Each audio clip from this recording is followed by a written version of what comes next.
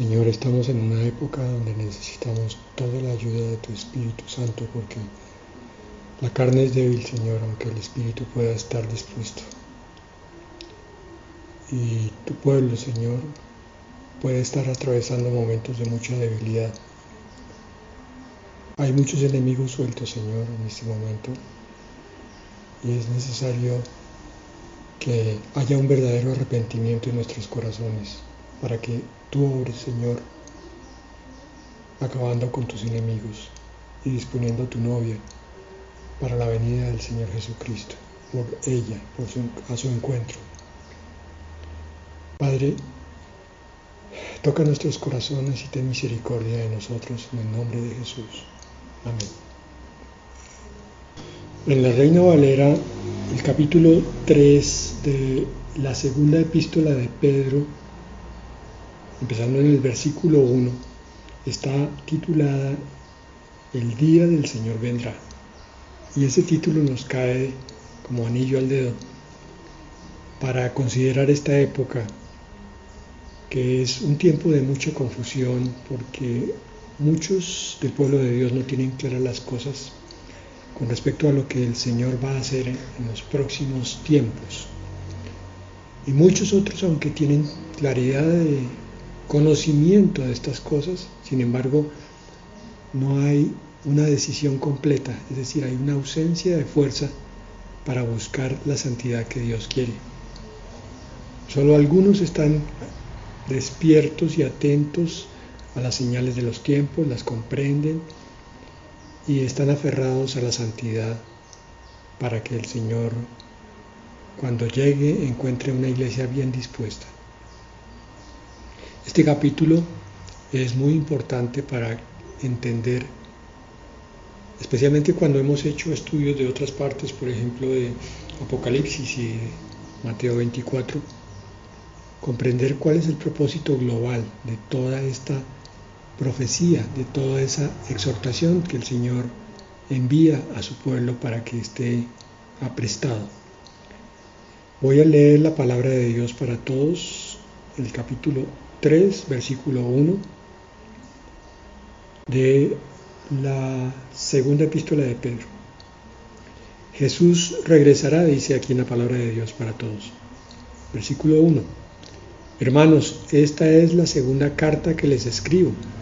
Escribí ambas cartas para despertar su conciencia y para que consideren todo esto con honestidad. Quiero que tengan presente las palabras que los santos profetas dijeron en el pasado. Recuerden la orden que nos dio nuestro Señor y Salvador por medio de sus apóstoles. El corazón que está dispuesto y aprestado no deja de sorprenderse cuando ve este encabezado de este capítulo, porque estamos viendo a uno de los discípulos del Señor, Pedro, que hace 2000 años escribía al pueblo del Señor con la misma urgencia que podría escribir si viviera hoy. Él estaba animado del espíritu de profecía y el espíritu estaba constriñéndolo, Espíritu Santo, constriñéndolo para que sacudiera, en el buen sentido, al pueblo de Dios, para que no lo dejara dormir. Imagínense la urgencia y el afán que tendría entonces Pedro, el apóstol, en los tiempos que están corriendo hoy y ante los testimonios que se están viendo en muchas iglesias. Creo que hay una confusión tremenda entre lo que es ser cristiano y lo que es no serlo.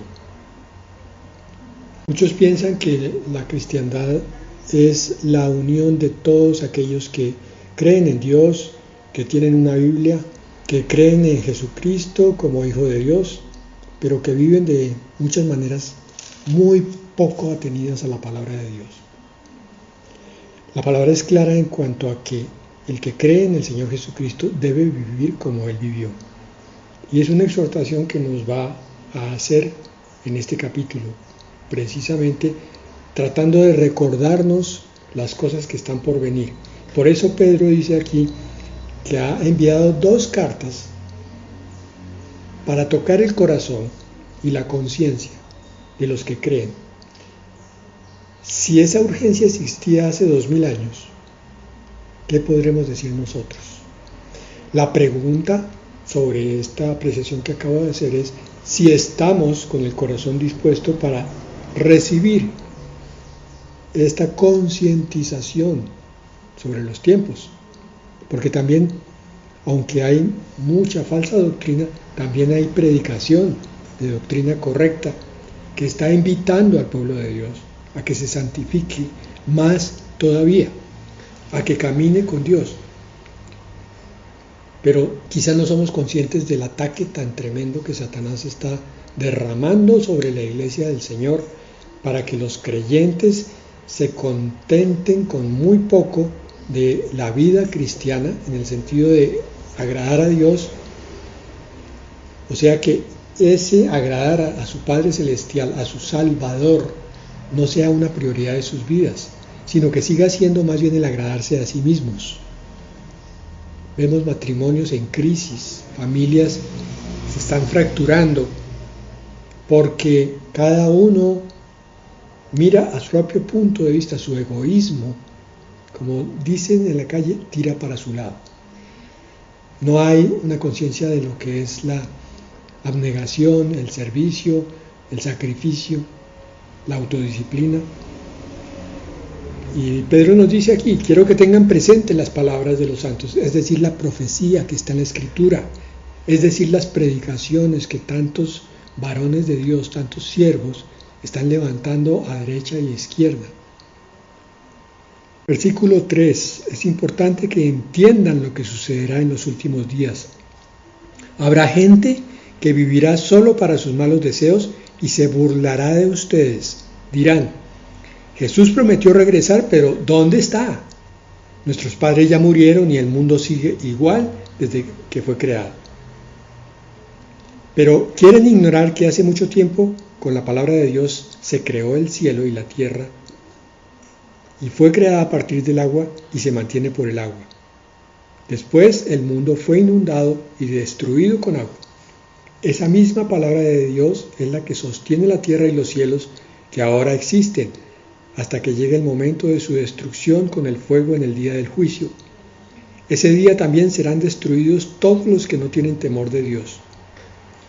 El siguiente paso de Pedro es hacer una profecía sobre lo que ocurriría en los últimos tiempos. Él dice que saldrían montones de burladores, de escarnecedores, que con sus comentarios sarcásticos o irónicos o ácidos querrían minar o anular la fe de los creyentes. ¿Dónde están las promesas cumplidas que están en la Biblia? Es más o menos lo que está diciendo Pedro aquí. Tantas cosas que están allí y cuáles se están cumpliendo. Porque desde hace mucho tiempo para acá vemos que todo está igual. Este es un argumento que a veces vemos incluso dentro de personas muy cercanas a nosotros. Vemos cómo cada vez es más difícil predicar la palabra de Dios porque cada vez hay mayor resistencia en los corazones. Puede que se queden callados, pero hay un bloqueo, hay una muralla espiritual invisible que ponen en sus oídos y en su corazón cuando se les habla de la palabra de Dios. Y cuando se les habla de cosas que están en la palabra de Dios, entonces viene la crítica sobre aquel que está supuestamente asustando, según ellos, o armando teorías de conspiración. Parece que eso se hubiera vuelto una moda, dicen ellos. Ustedes están viendo eso en los medios de comunicación. Es la burla de Satanás contra la verdad.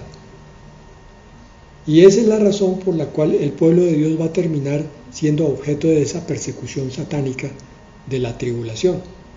Porque la continua exhortación, la continua advertencia, el continuo recorderis de las cosas que han de venir por parte de unos valientes, creyentes en el Señor Jesucristo, está generando muchísima incomodidad entre los hijos de las tinieblas.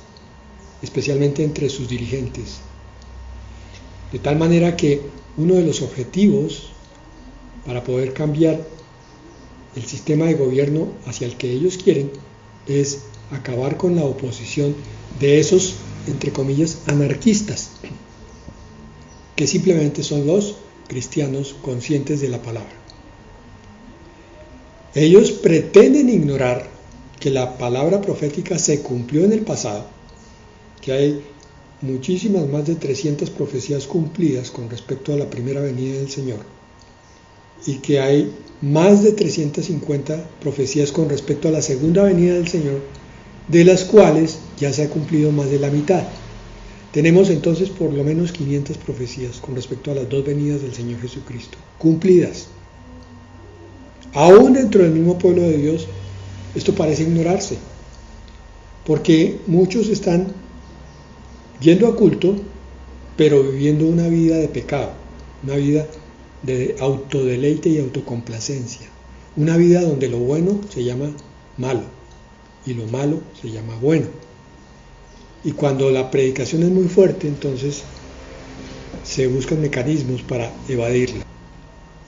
Pedro dice también en el versículo 8, no ignoren esto, amados hermanos, que para el Señor un día es como 1000 años y 1000 años son como un día. No es que el Señor se tarde en cumplir lo que prometió, como piensa la gente. Lo que pasa es que Dios es paciente porque no quiere que nadie sea destruido, sino que todos cambien su vida y dejen de pecar. Aquí está la explicación de por qué parece no cumplirse. ¿Por qué estamos nosotros como creyentes esperando la venida inminente del Señor por su iglesia y no viene? ¿Por qué hay una amenaza de inicio de tribulación, de tremendo tiempo duro para el mundo y no empieza? ¿De por qué hay un advenimiento de un anticristo y no parece saltar a la palestra mundial? La razón es esta: el Señor ya está hastiado del pecado, pero sigue pacientemente esperando con misericordia que cada uno de nosotros, empezando por los creyentes, se arrepienta de su vida no del todo cristiana, y que los que no conocen a Cristo también lleguen a los caminos del Señor. Le está dando oportunidad a todo el mundo para que no haya ni una sola disculpa en el momento del juicio, para que todos hayan oído hablar de ese perdón del Señor dispuesto para todo aquel que llegue con arrepentimiento. Y hago el énfasis en la parte final del versículo 9, porque no quiere que nadie sea destruido, sino que todos cambien su vida y dejen de pecar. Una magnífica definición de lo que es arrepentimiento. El pueblo de Dios tiene que considerar seriamente el arrepentimiento como una norma de vida. El pueblo de Dios no puede darse lujos y estiramientos en sus patrones de conducta. No puede volverse elástico con cosas que ya están claramente establecidas en la Escritura. El Señor no tiene el más mínimo reparo en llamar pecado al pecado. Somos nosotros los que nos llenamos de miedo, especialmente ante los mismos hombres, y entonces callamos nuestra boca, pero también ante nosotros mismos, de tal manera que a veces, para escoger entre la santidad y el pecadito, fácilmente estamos al borde de caer en la tentación. El Señor no quiere que nadie sea destruido. La santidad es importante para cuando el Señor venga por su iglesia, sino que todos cambien su vida y dejen de pecar. Qué buen propósito de vida para hoy, después de haber oído esta palabra. Señor, con tu Espíritu Santo pedimos, Señor, que nos ayudes a dejar de pecar, que nos ayudes a cambiar nuestra vida hacia ti, hacia lo que a ti te agrada. Padre, hazlo en el nombre de Jesús. No queremos ya pecar más, Señor. No queremos que nos gane Satanás con sus victorias de todos los días sobre nuestra carne, cuando tú eres el Dios de toda victoria en el Espíritu, Señor. Satanás no tiene nada que hacer con tu poder, solamente necesitamos creer en Él, creer lo que tú dices, Señor. Versículo 10, el día en que el Señor regrese lo hará por sorpresa, como un ladrón. El cielo desaparecerá con un sonido muy fuerte y todo lo que hay en él será destruido con fuego. La tierra y todas las obras que hay en ella quedarán expuestas ante Dios. En algunos pasajes es muy clara la diferenciación entre la segunda venida del Señor y el advenimiento del Señor hasta las nubes, o sea, el arrebatamiento. En otros pasajes se toman los dos eventos al tiempo y eso ocurre aquí. El día del Señor es tanto la venida por la iglesia como la venida del Señor con sus ejércitos al Monte de los Olivos. Pero pasajes como estos son aprovechados por aquellos que están en una verdadera batalla de parte del diablo para acabar con la credibilidad del arrebatamiento. Hay un movimiento que está creciendo día por día, diciéndose cristiano cuando no lo es. Está negando la santificación que el Señor Jesucristo da y están volviendo a las obras del Antiguo Testamento, pero con todo eso entonces están desprestigiando la Biblia traducida como Reina Valera, alegando que esa es una mala y falsa traducción, agregando que Pablo no fue un verdadero apóstol del Señor, sino un renegado de entre los judíos, y que por eso él escribió tantas epístolas para falsear la verdad del Antiguo Testamento, y que el arrebatamiento es una fábula que tienen los cristianos evangélicos, cuando eso no va a ocurrir. Va a haber solamente una tribulación general y la iglesia va a tener que pasar por allí. Eso es lo que dicen ellos. Pero eso no tiene ningún sustento si uno examina cuidadosamente la palabra que está en la primera de Tesalonicenses 4, 16 y 17. No la voy a leer hoy. Léanla ustedes, por favor, mis hermanos, cuando tengan el tiempo. Esa palabra habla de que seremos arrebatados. Ahí está, claramente. Es una verdad del Nuevo Testamento, una verdad incontrovertible, una verdad que los primeros padres apostólicos y los padres de la iglesia primitiva, después de los apóstoles, todos ellos aceptaban como una verdad dogmática, una verdad de doctrina. Tanto fue así que Pablo tuvo que exhortar contra unos que estaban judaizando ya por los primeros años de la iglesia cristiana, probablemente por los años 50 y 60, o sea, unos 20 o 30 años después de que el Señor subió al cielo. Empezaron las doctrinas judaizantes, y ese es el meollo y el corazón de la epístola a los Gálatas de parte de Pablo, donde exhorta al cristiano a no judaizar, a no confundir la gracia del Nuevo Testamento con la ley del Antiguo. Y allí da todas sus razones. También invito a todos los que tengan este interés y tengan preguntas y dudas, lean la epístola a los Gálatas para que descubran que eso se volvió una batalla de parte de Satanás muy intensa hoy. Los judaizantes están desprestigiando la escritura Reina Valera y están desprestigiando el arrebatamiento.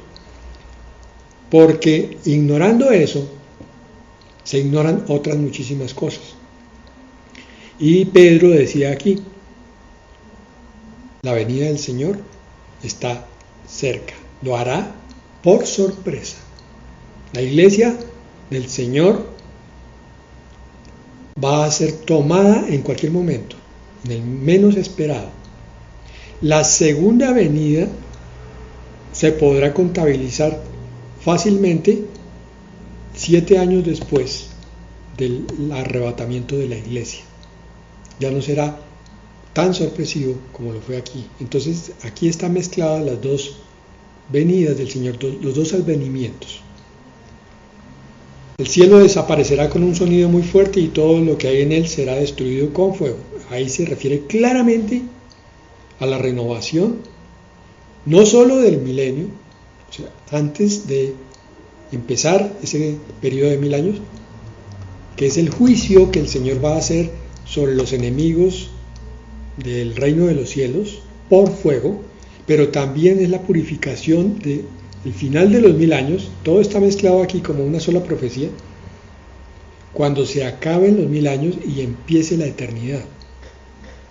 Ya vimos eso con suficiente claridad y profundidad cuando estudiamos Apocalipsis.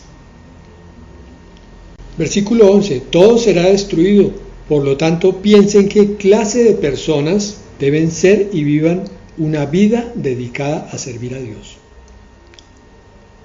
Independientemente de que esté tomando los 3 eventos, la venida por la iglesia, el juicio a las naciones cuando el Señor venga con los suyos y el final de la batalla de Gog y Magog ahí al final del milenio, la exhortación es igual. Piensen qué clase de personas deben ser ustedes. Mediten bien en eso, porque el plan de Dios es amor y compasión, pero también hay un juicio. Y la santidad es un requisito.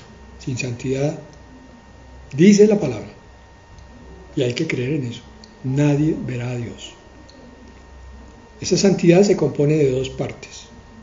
Una es la que el Señor va a producir en la iglesia inmediatamente subamos a las nubes. En ese proceso de subir, en ese instante, en ese átomo de tiempo, seremos transformados para que podamos tener la naturaleza del Señor y podamos estar con Él allá en la santidad del cielo. Pero la otra parte de la santidad es la que nosotros trabajamos día por día, a la cual nos está exhortando aquí el apóstol Pedro. ¿Recuerdan la palabra en Apocalipsis que dice: el que sea santo, santifíquese más todavía?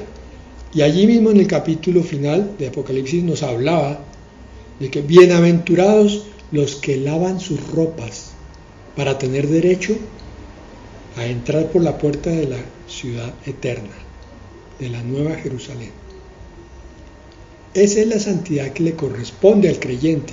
Nos toca repetir esto muchísimas veces para que nuestra mente tenga esa claridad. El Señor nos va a dar la santidad final y perfecta, pero sobre la santidad que nosotros hemos venido trabajando, que no puede llegar a ser perfecta porque son nuestros esfuerzos, es el deseo de agradar a Dios. Oigan bien que esa santidad, esos esfuerzos no nos salvan, ya somos salvos por creer en el Salvador. Pero por esa fe tenemos la obligación de limpiarnos. Continúa diciendo aquí, con respecto a esto: esperen la llegada del día de Dios y hagan lo posible para que llegue pronto. ¿Cómo? ¿Cómo podemos acelerar? Pues santificándonos. En este momento, el cielo será destruido con fuego y todo lo que hay en él será consumido por el calor. Estamos esperando el nuevo cielo y la nueva tierra que Dios nos prometió, donde se practica la justicia. Versículo 14. Estimados hermanos, ya que están esperando que eso suceda, ya que ustedes creen en eso. ¿Sí? ¿Lo crees tú, hermano? ¿Crees que la palabra nos revela que hay un plan de Dios hacia una santificación total, tanto de las personas que son llamados sus hijos o su esposa, como de toda la creación? Porque si es así, entonces también tenemos que creer que hay una exigencia de Dios para que caminemos en santidad. Asegúrense de que su vida esté libre de pecado y busquen la paz con Dios. Versículo 14. La Reina Valera lo dice: por eso, amados, estando en espera de estas cosas, procurad con diligencia ser hallados por Él sin mancha e irreprochables en paz. El cristiano que peca, no peque más. El cristiano que contiende, no pelee más. Viva en paz, hasta donde le sea posible, hasta donde el provocador se lo permita. Pero es un propósito que debemos hacer, que ya no haya más pecado en nuestras vidas, porque en cualquier momento el Señor viene. Versículo 15. Consideren la paciencia de nuestro Señor como una oportunidad para obtener la salvación. La salvación aquí es tomada en el sentido de santificación. Esto es lo mismo que les ha escrito nuestro querido hermano Pablo con la sabiduría que Dios le da. Es que la salvación aquí no es considerada un instante, por si acaso alguno se confundió con este versículo. No es un instante de salvación, es un proceso. El proceso empieza con la aceptación del Señor Jesucristo y continúa con la aceptación de la vida de Cristo en cada uno de los aspectos de nuestra vida. No se puede aceptar a Cristo en la boca, de pronto, bueno, en el corazón, de pronto, pero la vida seguir siendo mundana. Eso no es cristianismo. No nos confundamos. Esa tibieza no es de hijos de Dios. Esa tibieza quizás corresponda a alguien que simpatiza con la palabra, pero que no ha hecho su conversión completa. Sigue siendo hijo de las tinieblas, pero congregándose en una iglesia cristiana. Tenemos que tener esa claridad para ver cómo hacemos nuestro verdadero compromiso con Dios cada día. Me voy a saltar el versículo 16 y a terminar con el 17. Estimados hermanos, ustedes ya saben esto, así que tengan cuidado y no permitan que esos perversos los lleven por el mal camino, ni que su fe se debilite.